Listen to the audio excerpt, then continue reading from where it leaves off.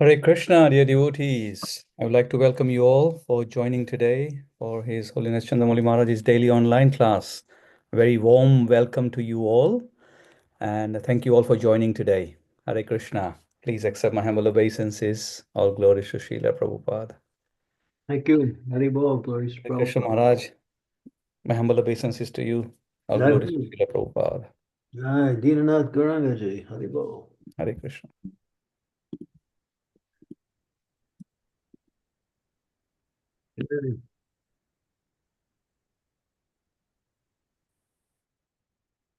Om Namo Bhagavate Vasudevaya. Om Namo Bhagavate Vasudevaya. Om Namo Bhagavate Vasudevaya.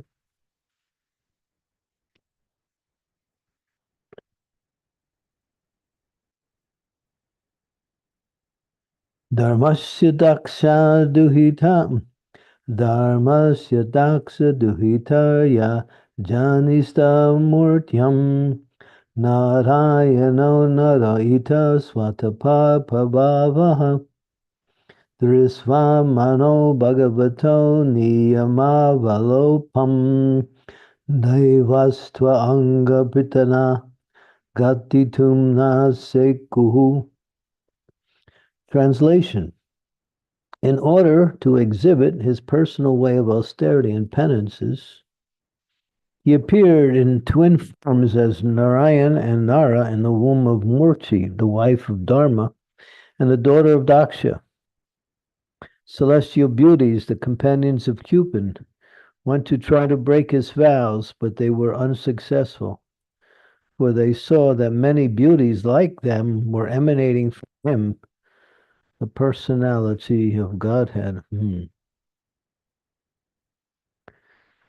Purport. The Lord, being the source of everything that be, is the origin and austerities and penances also. Great vows of austerity are undertaken by sages to achieve success and self-realization. Human life is meant for such tapasya, with great vow of celibacy or brahmacharya. In the rigid life of tapasya, there is no place for the association of women. And because human life is meant for tapasya, self-realization, factual human civilization, as conceived by the system of Sanatana Dharma, or the school of four castes and four orders of life, prescribe rigid disassociation from woman in three stages of life. In the order of gradual cultural development, one's life may be divided into four divisions: celibacy, household life, retirement, and renunciation. During the first stage of life, up to 25 years of age, man may be trained as a brahmachari under the guidance of a bona fide spiritual master, just to understand that woman is the real binding force in the material existence. If anyone wants to get freedom from material bondage of conditioned life, he must get free from the attraction for the form of woman. Woman, or the fair sex, is the enchanting principle for the living entities, and the male form, especially of the human being, is meant for self-realization.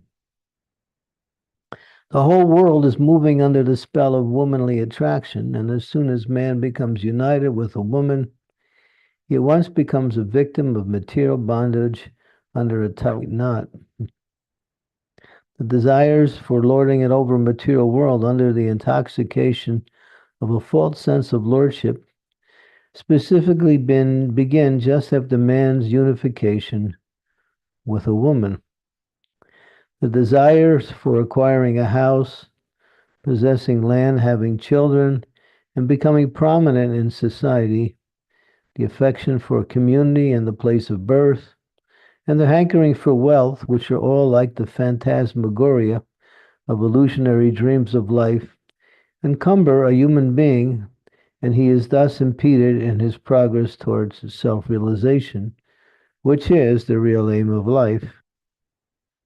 The brahmachari, or a boy from the age of 5 years, especially from the higher castes, namely from the scholarly parents, the Brahmins, the administration parents, the Kshatriyas, or the mercantile productive parents, the Vaishyas, is trained until 25 years of age under the care of a bona fide guru teacher.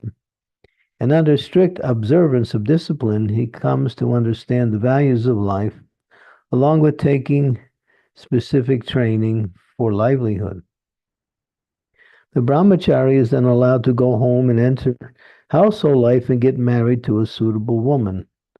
But there are many brahmacharis who do not go home to become householders, but continue to the life of nice, sticky brahmacharis without any connection with women. They accept the order of sannyas, or renounced order of life, knowing well that the combination with woman is an unnecessary burden that checks self-realization. Since sex desire is very strong at a certain age of life, the guru may allow the brahmachari to marry. This license is given to a brahmachari who is unable to continue the way of nice, sticky brahmachari, and such discriminations are possible for the bona fide guru. A program of so-called family planning is needed. The householder who associates with women under scriptural restrictions after a thorough training of brahmachari cannot be a householder like cats and dogs. Such a householder, after 50 years of age, would retire from the association of a woman as a vanaprastha to be trained up to live alone with the association of woman. When the practice is complete, the same retired householder becomes a sannyasi, strictly separated from women, even from his married wife. Studying the whole scene of disassociation from women, it appears that a woman is a stumbling block for self-realization, and the Lord appeared as Narayan to teach the principles of womanly dissociation with a vow in life. The demigods, being envious of the austere life of a rigid brahmachari, would try to cause them to break their vows by dispatching soldiers of Cupid. But in the case of the Lord, it becomes an unsuccessful attempt. When the celestial beauties saw that the Lord can produce innumerable such beauties by his mystic internal potency, so there was no need to be attracted by others externally.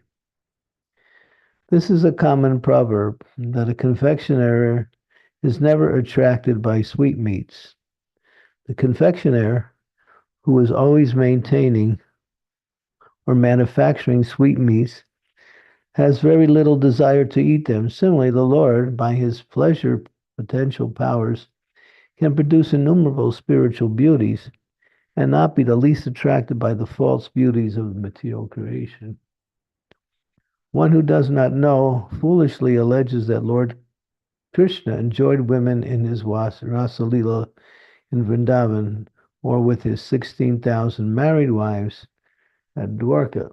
Omagan Timidandasya Ganajana Salakaya Chakshun Militam Yena Tasmai Shri Gurave Namaha Ma'om Vishnu Padaya Krishna Pastaya Bhutale Srimakti Bhakti Vedanta Swami Niti Namine Namaste Saraswati Deve Gauravani Pacharine Nirvisesa Sunyavari Pastyatya De Satarine Panchakalpa Darubhischa Kripa Sindhu Pevacha Patitanam Pavanebhyo Vaishnavebhyo Namaho Namaha Jai Shri Krishna Chaitanya Prabhu Nityananda Sri Advaita Gadadhar Srivasadi Gaur Bhaktivinoda Hare Krishna Krishna Krishna Hare Hare Hare Rama Rama Rama Hare Hare.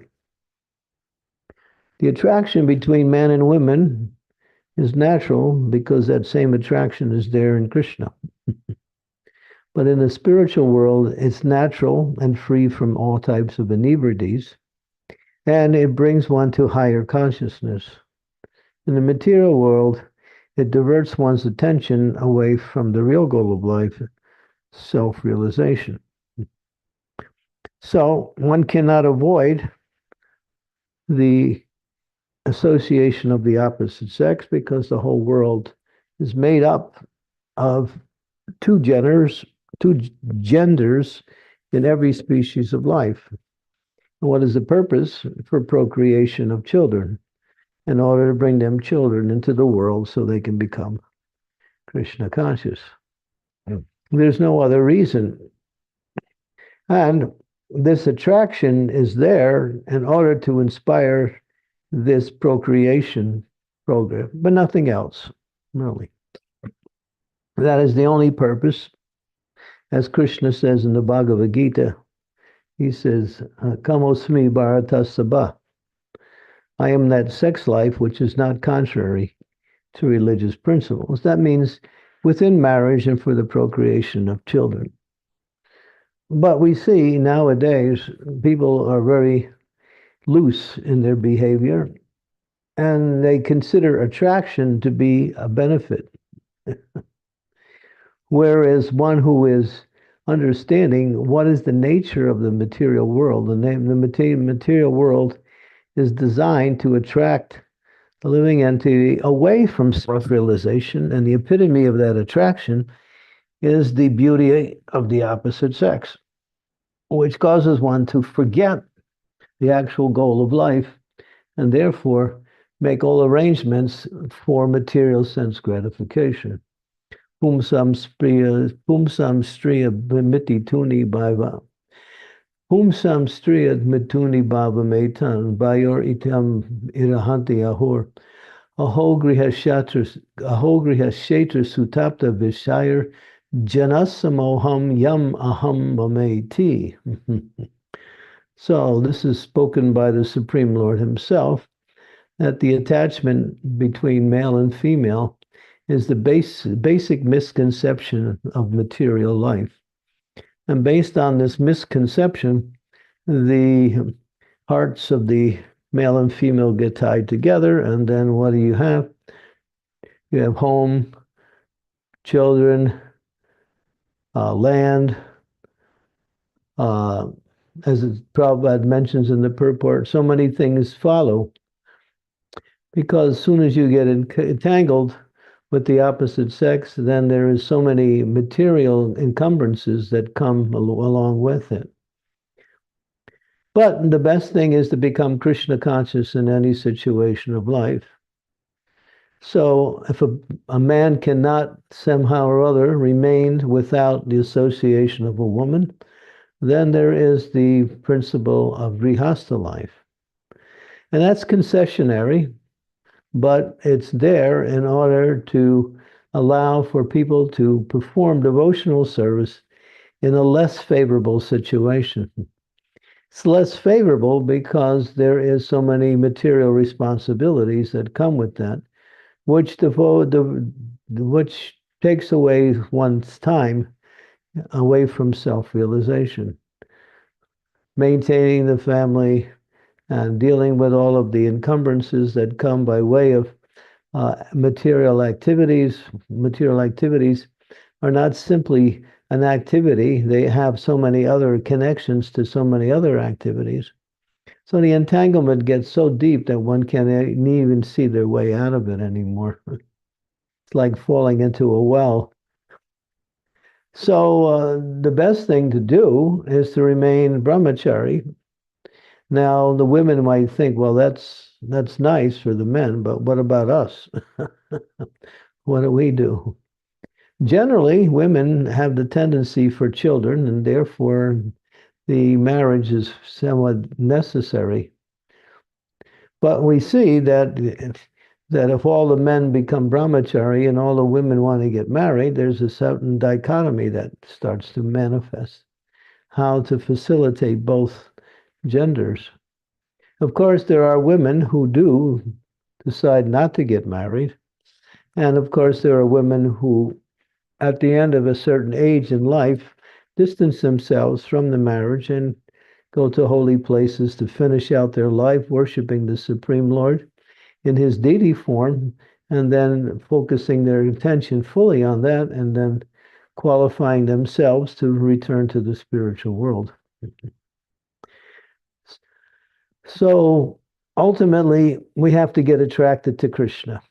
That's the main point, because attraction to Krishna is the natural attraction for the soul. The mind is a colored object, as it says in the Srimad Bhagavatam. It's called karmatmaka. Colored. Colored means, to give you an example, many years ago, there was this psychedelic craze where people would put on different colored glasses, and then the environment would look according to that color. So everything would look purple, everything would look green, everything would look blue, like that, or yellow.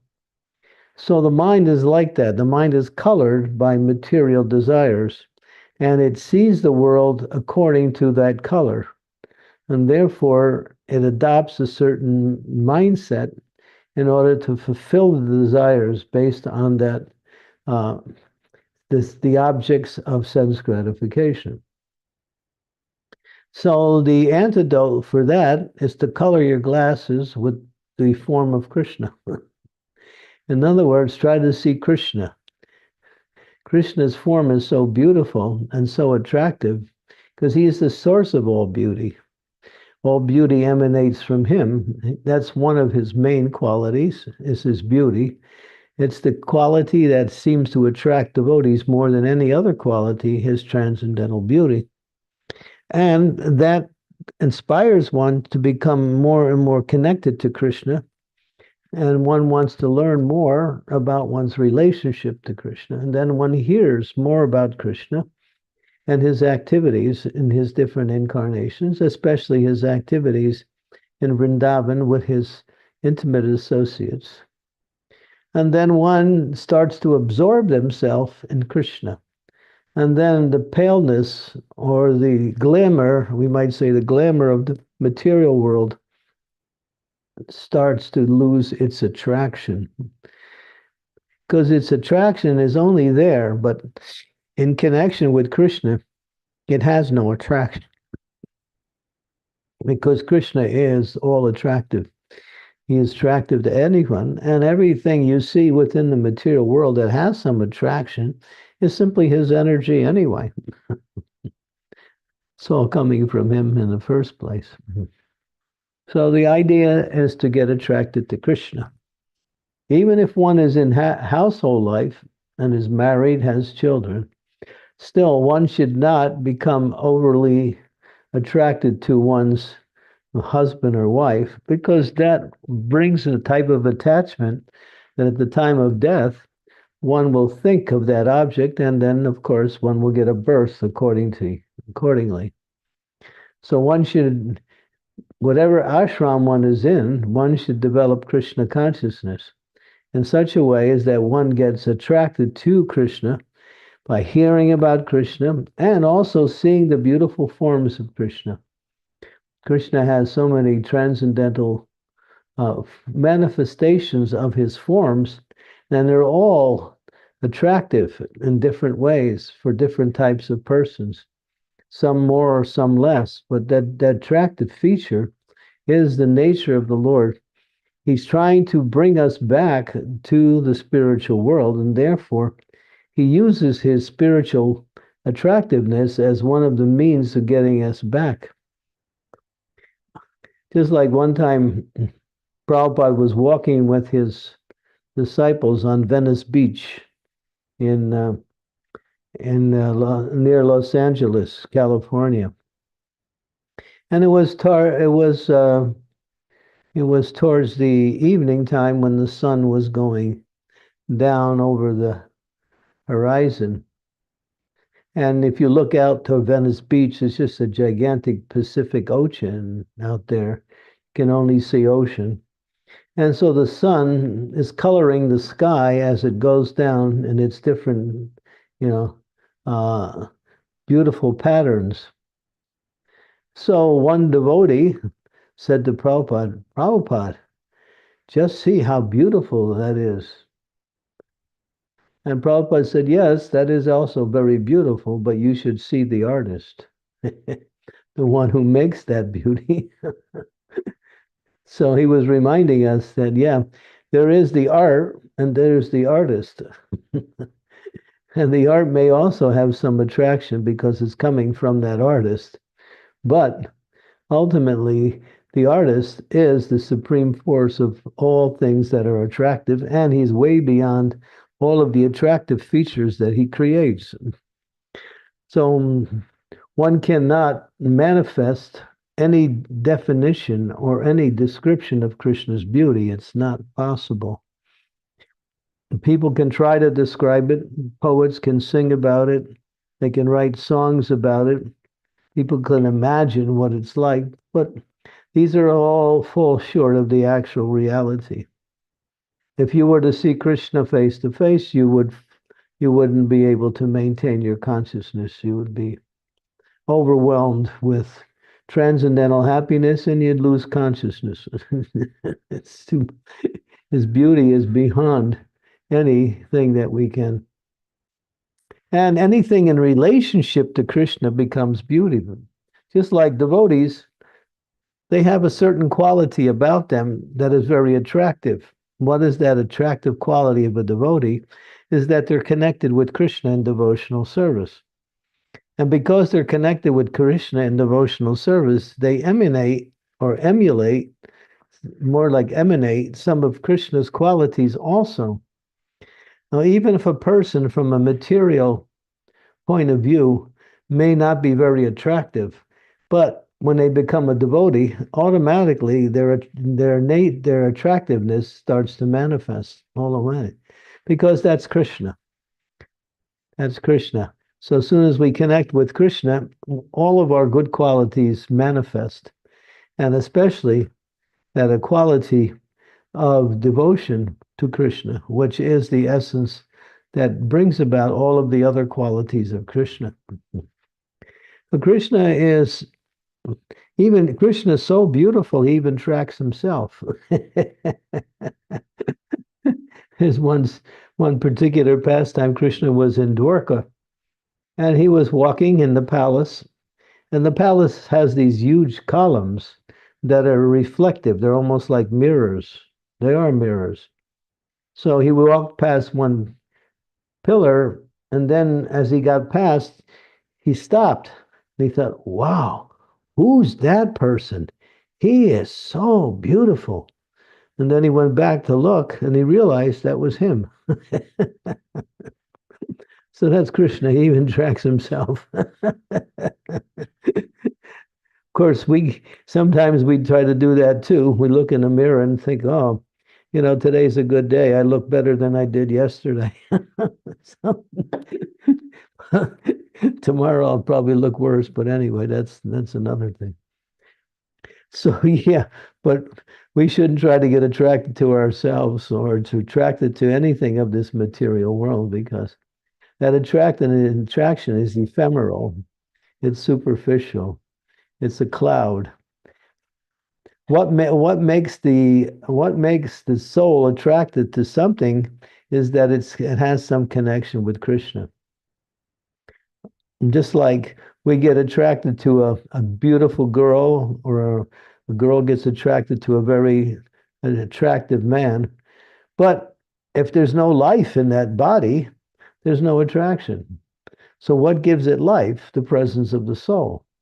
So it's the soul that illuminates the body and gives animation and attractiveness to the body. It's not the body itself, because if the soul leaves the body, there's no life there, and it's just a dead corpse. And after some time, they'll start to rot. So yeah, so there's nothing to these bodies. It's just a combination of material elements. But when the soul is there, the attractive force is there. But therefore, one should get attracted to Krishna and see that whatever attraction is this in this world is simply a reflection of the original form of attraction, and that is Krishna.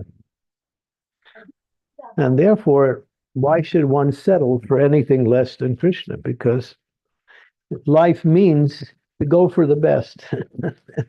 And Krishna is the best because he has all good qualities, not only beauty, strength, knowledge, renunciation, fame, and yeah, so many qualities that are make up the Supreme Lord that everyone in the material world is trying to develop, or they're attracted to it through some other situation, some other individual.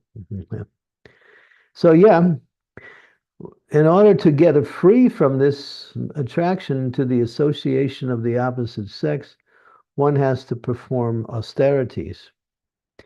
And the austerity is to chant every day 16 rounds on beads without fail, and chant good rounds, not just rounds, but good rounds, clear rounds, rounds that are very clear and you can hear them very nicely. That purifies the mind and raises the consciousness to the spiritual platform. And also, one should follow very carefully the rules and regulations, especially association with the opposite sex, because it says the man is like butter and woman is like fire. If you put butter close to fire, there is the melting process. So one should very carefully restrain themselves from unnecessary association. And as one performs austerity and makes advancement, one can be in the association of the opposite sex and at the same time not have any attraction, at least on the physical level. And that is due to the power of one's Krishna consciousness. And so one should aspire for that. And that way we keep our attraction on Krishna. And we see Krishna in everything. We see Krishna in our husband and our wife, in our children, in the material arrangements that we made. It's all his energy, actually. And that way we always stay connected with Krishna. And Krishna is not to be to enjoy. Krishna is meant to be served. And therefore, if we see Krishna everywhere, then we don't try to enjoy anything. We try to serve the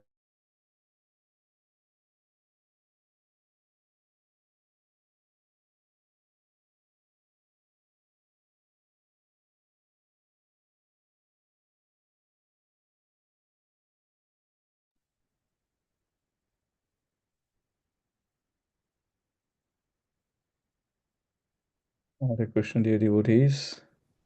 Um, Hopefully, Maharaj's internet will be back. Please be.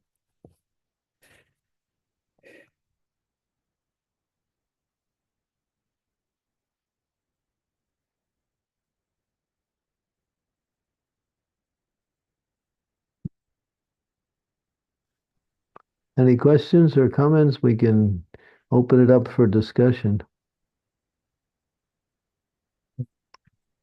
Thank you, Maharaj, for this very insightful, very important principle. Uh, so, dear devotees, please, if you have any questions, comments, realizations regarding the topic today, please raise your hands. You can alternatively, if you are in a location where you can't talk, you can put your questions in the chat window and will read it on your behalf. And also a kind request, if you can turn on your cameras, we can make the session more personal and interactive. Thank you.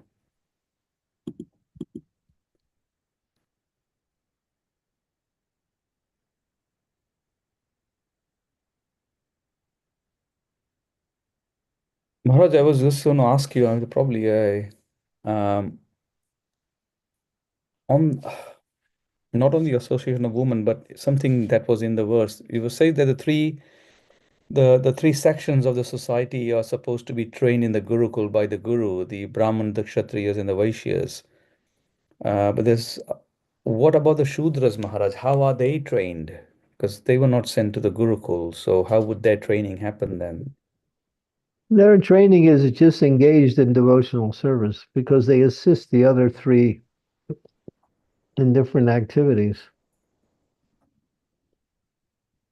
So they're assistants to the other three varnas in devotional service. So generally, Sudras are not necessarily trained because all they have, their training simply is devotional service, how to carry out the service. That's all. When we speak of training, we speak mostly of Brahma Vidya education.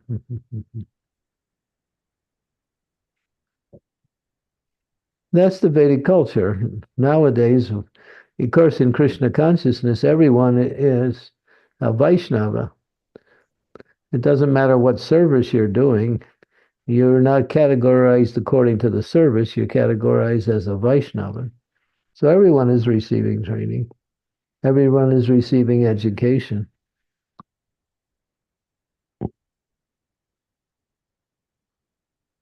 Thank you, Maharaj. So that is clear. Dear devotees, any comments, reflections? Aarti, Mataji, you raised your hand. Please go ahead. Hare Krishna Guru Maharaj, please accept my humble obeisances. All gurus to you, all gurus to all Vaishnavas.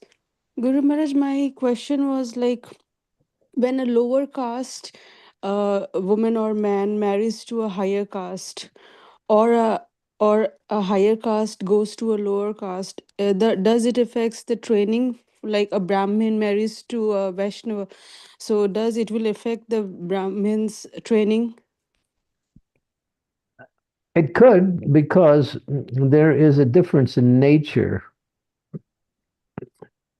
There's a different innate. That's why it says one should marry according to one's particular swadharma, or what we say, a category of varna. And that way, the natures are similar. But in certain cases, there are differences. But in Krishna consciousness, these differences are amalgamated, or what we say mediated, by everyone is serving the Supreme Lord. So it's not the material tendency, it takes a back seat, and Krishna consciousness becomes the focus. But then again, we see, even in our society, if people marry according to different natures, it takes a lot more effort to make that marriage work because of the different natures. That's why it's highly recommended that one marry according to nature. Nature and liking. Make friends according to nature and liking. Get married according to nature and liking. That way, that's how things were planned according to Vedic culture. The astrology was given, and then the understanding was there, and then one would move accordingly. But nowadays, people just get married because of some physical attraction. But physical attraction wears off after, according to statistics, physical attraction wears off after 2 years. Yes, Guru Maharaj. Those of you who are not married, just get ready. It's only 2 years that lasts. So, so Guru Maharaj, can I conclude, like, if a Brahmin marries a Vaishnava, so the Vaishnava woman is benefited, but the Brahmin is like his training is affected. You mean a Vaishya, not Vaishnava. Oh, Vaishya? sorry, Vaishya. Yes, Guru Maharaj, Vaishya. Not necessarily. Everything can be overcome by Krishna consciousness. Yes. Thank you so much, Guru Maharaj. Yeah, Krishna consciousness makes the difference. We go beyond these different varnas. Thank you so much, Guru Maharaj, for your Not, clarification. not for training, but sometimes compatibility becomes difficult when their varnas are different. Mm. And that's important. So one should take that into consideration before entering into a relationship. Yes, Guru Maharaj, but in Kali Yuga, nobody thinks about this. That's why it's Kali Yuga. Everything's upside down. Yes, Guru Maharaj. Thank you so much, Guru Maharaj. Hare Krishna. Yeah. Read the third canto of Bhagavatam. It describes in detail the 15th chapter of the third canto. You'll find all of these topics are explained in detail. Okay, Guru Maharaj. Mm-hmm. Thank you. Adi. Thank you, Mataji. Oh, Rasa Vilasini Padamataji, please go ahead. Hare Krishna Guru Maharaj, please accept my humble obeisances. All glories to your power, grace to Groteva and assembled devotees. Maharaj, if husband and wife are devotees, so is it good to have attraction?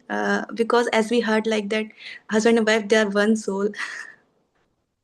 But the attraction is there, but it shouldn't be overly attracted. That statement is made. Overly attraction, where one becomes enamored by that. Some attraction has to be there. Otherwise, how would you get married? How would you develop a relationship?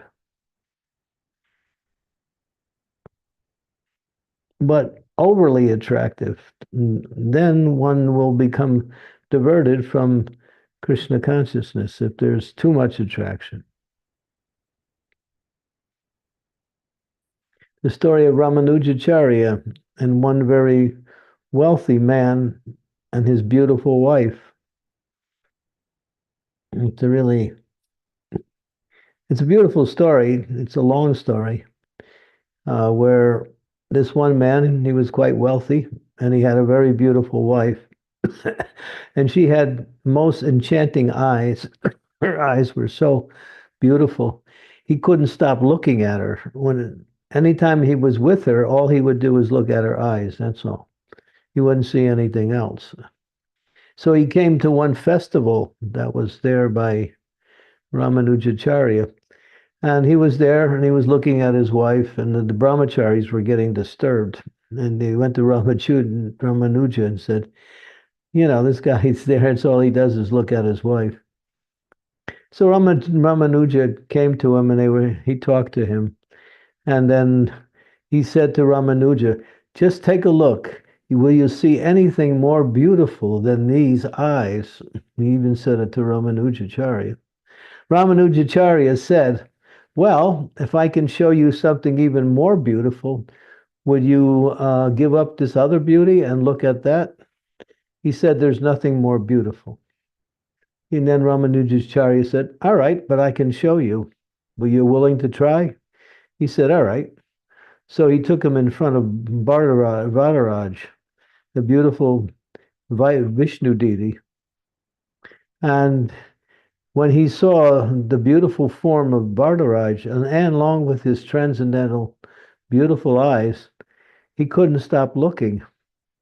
He had a inclination for beauty, and when he saw the Lord, how beautiful he was, he immediately said, "This is most beautiful, even more beautiful than my wife's eyes." And then he surrendered, and both of them became devotees. Actually, there's a long story what happened to them afterwards, how they served the Lord even better than the brahmacharis. They were great devotees. But it took the form of Bhartaraj, the beautiful Vishnu deity. When he saw him, he became mesmerized by the beauty of the Lord. So take some time and go to the temple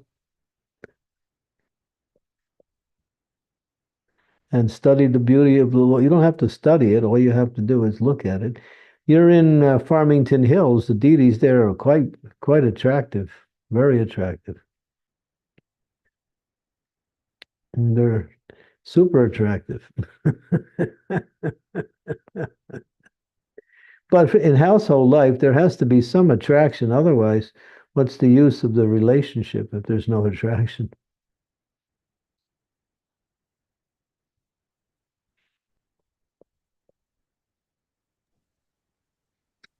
Thank you so much, Guru Maharaj, for an amazing story. Thank you, Hare Krishna. Thank you, Mataji.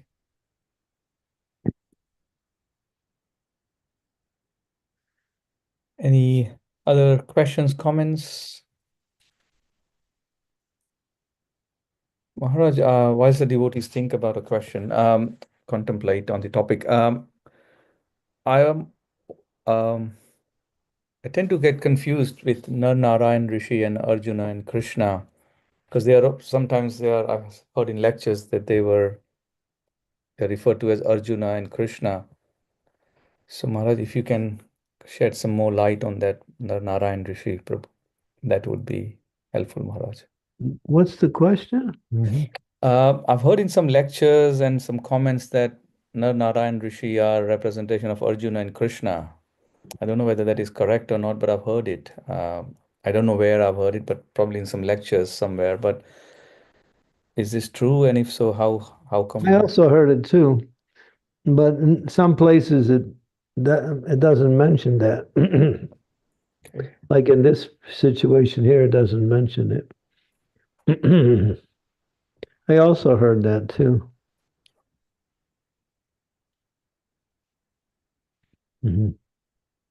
That's as much as I can say. I don't know. Of course, the Lord manifests his incarnations and different leelas and different millenniums. So he may manifest it differently.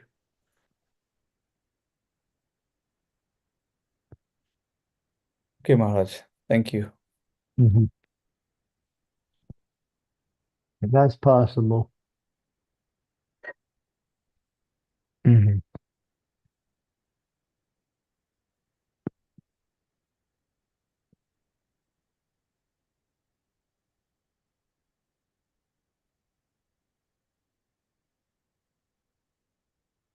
Sridevi Mataji, please go ahead.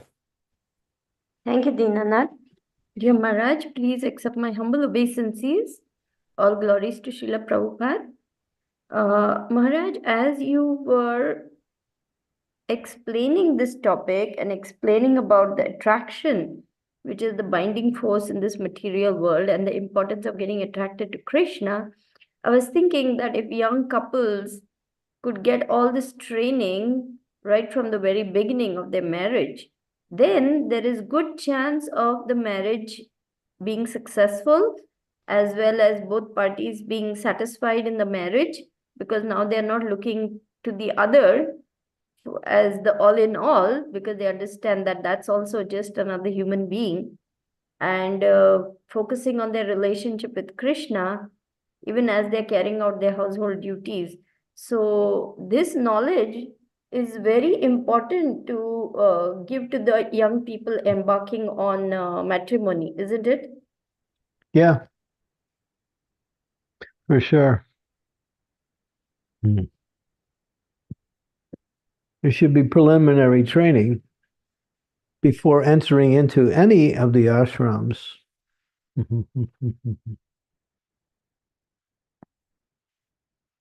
Yeah.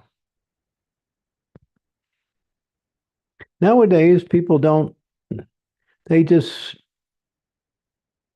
if they like something, then they go for it. But like can also fool you.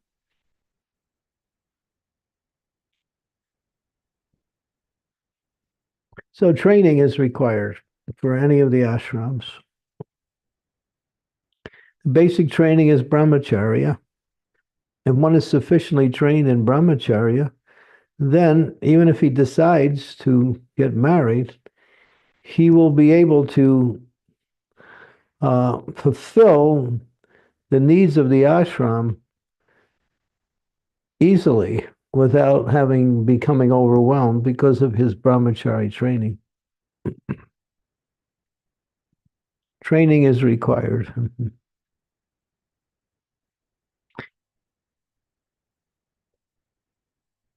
So we train the devotees for entering Grihastha ashram too. But the initial training is brahmacharya, And then we have the counterpart called brahmacharini. But because that is a new term that has been adopted because of Western ashrams, it's not something that's there from India. India, the ladies would never live in the ashram. They would always live at home. And when it's time to get married, then they would leave their home. But before that, they always lived with their parents until the marriage.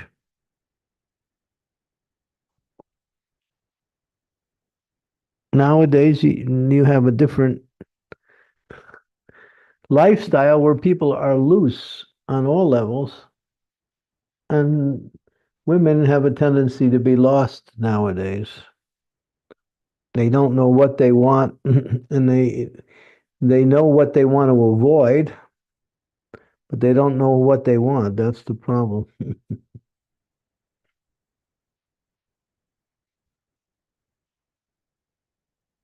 So training should be there, must be there. Yes, Guru Maharaj. It's essential for a strong foundation. On the other hand, just a little follow-up question. You mentioned to Rasavilasini's question that there must be some mutual attraction. I've heard one young couple tell me, especially the husband, that he went strictly in accordance with his parents' desires. He did not even see his wife before marriage. He married, and then he says he is not at all attracted to his wife. She's also not attracted to him. They have two children. They're Indians. They stay together out of a sense of duty because it's a family relationship and they're trying their best to prosecute Krishna consciousness. Neither of them is happy, but neither of them is, overly distressed about it also. They just accept the situation and they just carry on as best as they can, practicing Krishna consciousness. And husband says from time to time, I'm not at all attracted to her. But one brahmachari told me this is very good for your spiritual life. So I focus on that. Yeah, it's true. Yeah, Prabhupada wanted to get a second wife. His father said, no. He said, Prabhupada said, I wasn't very much attracted to my wife. So I wanted a second wife. And his father said, it's good that you're not attracted to your wife. That way you can leave household life in due course of time. This household life is not meant to be till the time of death. That's the point. Up to a certain age, and then you separate, and then man goes on to more renounced life, and the woman goes to the holy places, puts on white, and serves the Lord full time.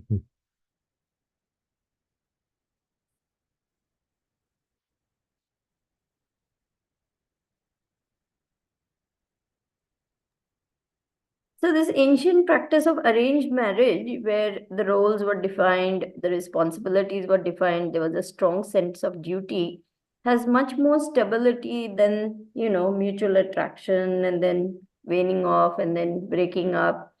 Is that a correct understanding? What is the question? I couldn't catch that. What I meant was the ancient system of an arranged marriage where a sense of duty, sense of responsibility, shared responsibilities in raising children, and staying together, trying to fulfill the responsibilities of Grihastha ashram, rather than this attraction between the two coming together, then falling out with each other. Was there more stability in that kind of a structure for the marriage? I would think so.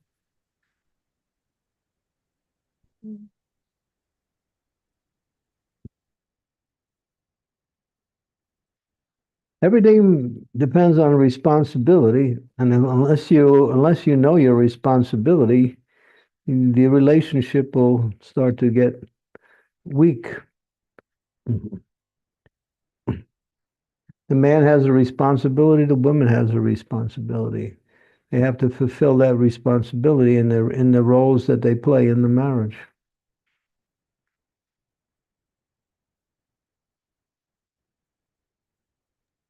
Yes, Guru Maharaj.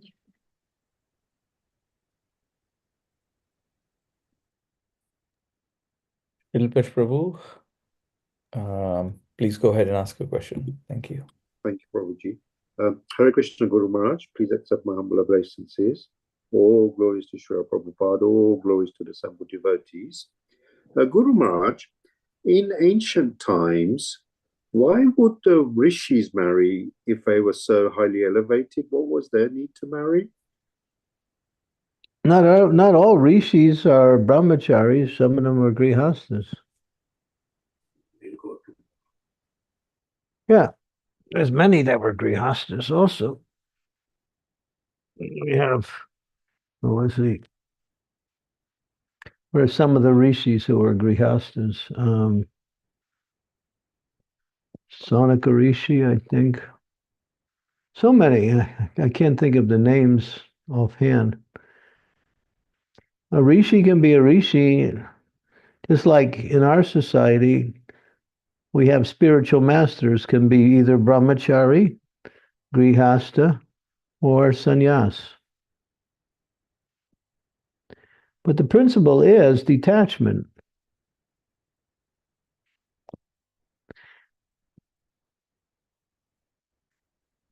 A bank teller has to handle a lot of money, but he knows none of that money belongs to him. But he's very careful how to handle the money because that's his responsibility. So, as Prabhupada said, a sweet maker in a sweet shop is not so much attracted to sweets because he's always constantly there. So, if one can learn through the process of austerity, therefore one has to perform austerities. Without performing austerities, one cannot develop detachment. And the main austerity is to chant the Hare Krishna Maha Mantra, also following the four regulative principles. And then there's a list of other austerities that are recommended. That's all mentioned in the Nectar of Devotion, such as going to holy places, serving Vaishnavas. These are all parts of the process of austerity.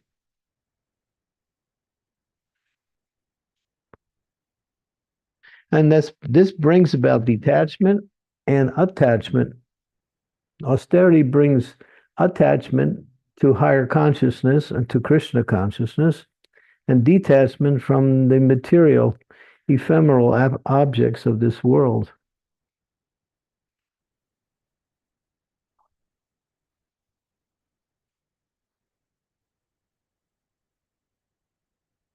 The more you're attached to Krishna, the less you need to live in this world.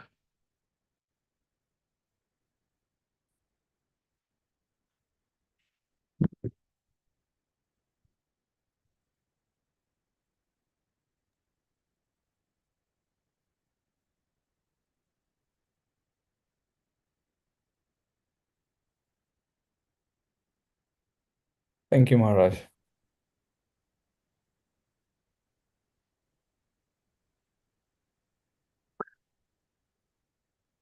Okay, should we go on?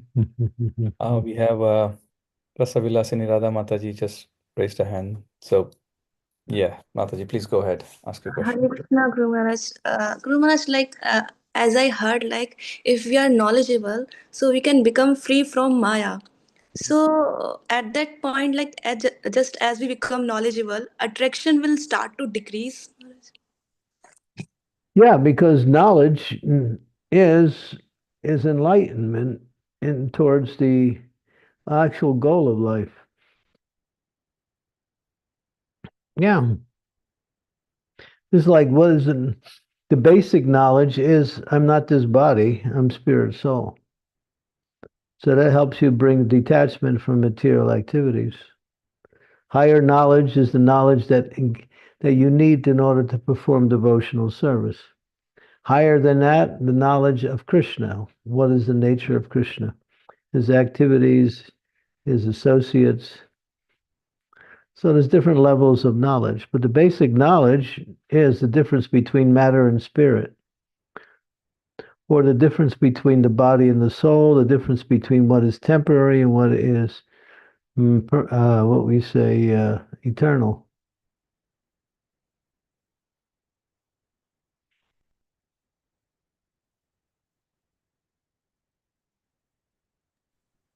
Thank you, Guru Maharaj. Hare Krishna.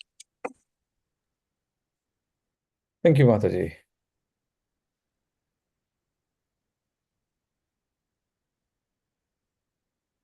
So if there's no further questions, Maharaj, with your permission, then we can conclude today's class. Yeah. If you want to chant for a little while, we can do that. Yes, Maharaj. Hey. Okay. Tomorrow's Ekadasi. So just to let everyone know, which means great opportunities for spiritual progress.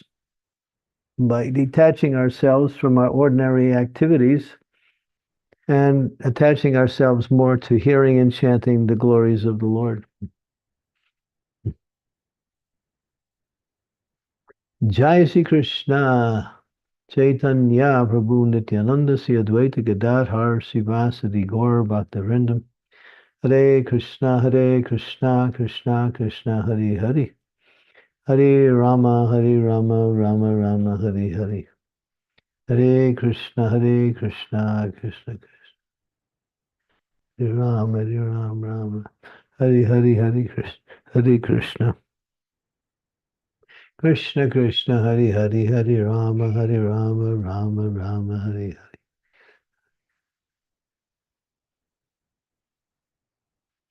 Hare Rama, Hare Krishna. Hare Rama, Rama.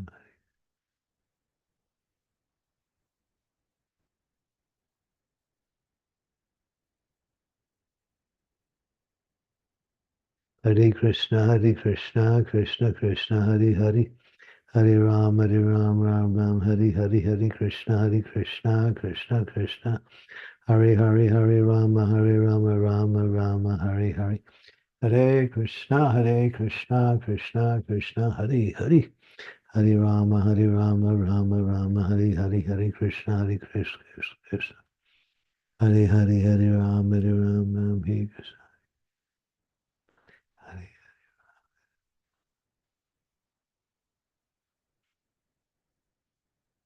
Hare Krishna, Krishna. Hare Rama, Hare